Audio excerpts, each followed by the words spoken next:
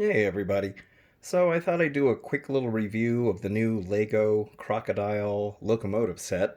So this is set number 10277 and it consists of 1271 pieces. So I just finished this thing and it's really cool. I'm actually very pleased with the way this turned out. As you can see here, all this detail that goes on it. There's the front of it. And then here's the... Now this side and the back are the same, or I guess they're both front and back. There's the pantographs and some wiring up here. There's the midsection there, and there's actually a couple of minifigures in there. I'll show you what they look like. And then here's the other side. And then here is the little plaque that comes with it. And then, so you start out building the track, the base on the bottom there, and while these tracks are actually brick built, this train will fit on standard Lego tracks, and you can actually motorize this with their power-up functions, and so you just take apart some of the stuff on the inside to adapt it to that. So it does have the power-up capabilities. But overall, I'd say that the set is actually, I mean, I'm going to use it mainly as a model, like to display on a shelf or something like that. I'm not going to power mine up, but let me show you what the inside looks like. So once you take the top off, which is right there, you can see what it looks like inside. And so there's the minifigure at the control right inside there. It's got a little graphic inside there, like the controls. And then on this side, you have a lady engineer as well, and she's over on this side. And it's the same exact interior on both sides. Got this interesting little thing going on in the middle here. So this whole section with the people and the seats and this part all come out, and then you can you have to kind of take the front part off as well to get the battery pack and then the motor functions in there to change it over, and it looks like it's relatively simple. And then this piece here, it doesn't actually have any studs that fit on there. It's all just kind of friction fits on there, so it just kind of goes on like that. So yeah, it's pretty cool. And then I kind of like that wiring on there too. Here's a front view of it. There you can see all the detail in the front. It's kind of interesting they use like the little hot dog pieces for this right here, which I thought was kind of funny. And it's kind of weird the way this goes together. It goes together a little bit different than some of the other sets I've had, and there's a few little frustrating things about it that I found when I was building it too. This is the other side now, and so one of the things that I found frustrating is when you're building this end and this end, so they're exactly the same. So probably the best thing you got to do with that is just build them both at the same time and just double up on the parts and the instructions where it shows you, what parts you're going to need for each step. That way you don't have to go through this whole thing twice. There's a few sections in here that get kind of repetitive, and that's definitely one is building that piece. And also the tracks are kind of repetitive because you've got, I don't know how many of these, I can't remember now, but there's a whole bunch of these 1x1 brown studs on there, and then you've also got the tiles on there too. And so, and you think this thing is going to be flimsy, but by the time you end up putting this black section on here, the whole thing turns out pretty solid. So I do like that. And then the whole thing actually looks pretty good once you get it done. What I like best about this is that you can't really even hardly tell it's a Lego set. It actually looks like more like a model kit, and that's why I like it. It looks, because I like building models, and this actually looks more model-like. I think they did a really good job in making this thing look more like, it's like a realistic kind of thing. These little things here, the pantographs, I guess they're called.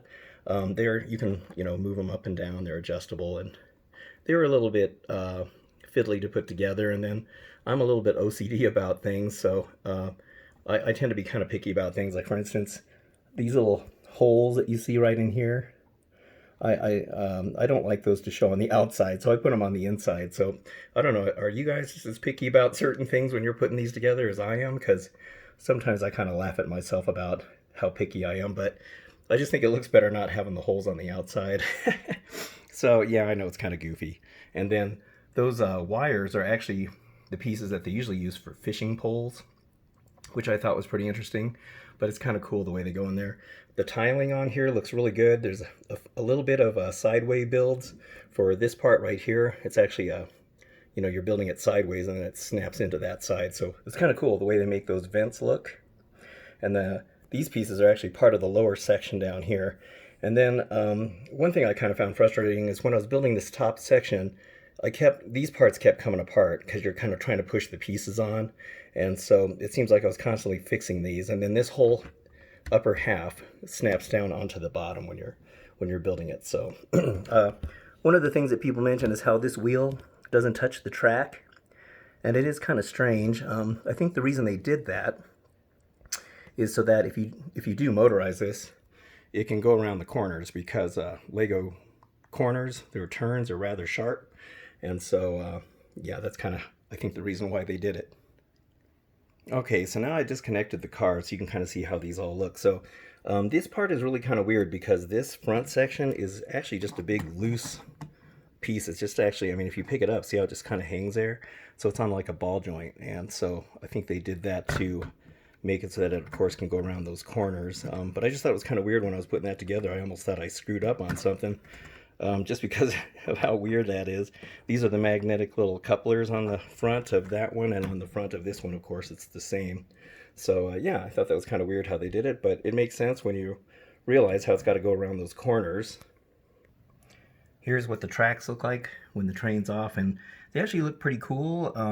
I didn't even know they had these rail pieces, and if you look, they actually have these ridges on there, so I'm guessing those are usually used for something else.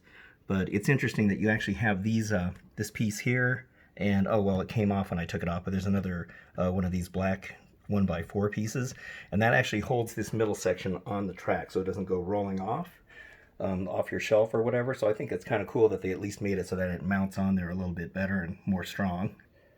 The front car and the back car are connected with the ball joint right there, so it's not a magnetic coupler like on the front. It just connects with the ball joint.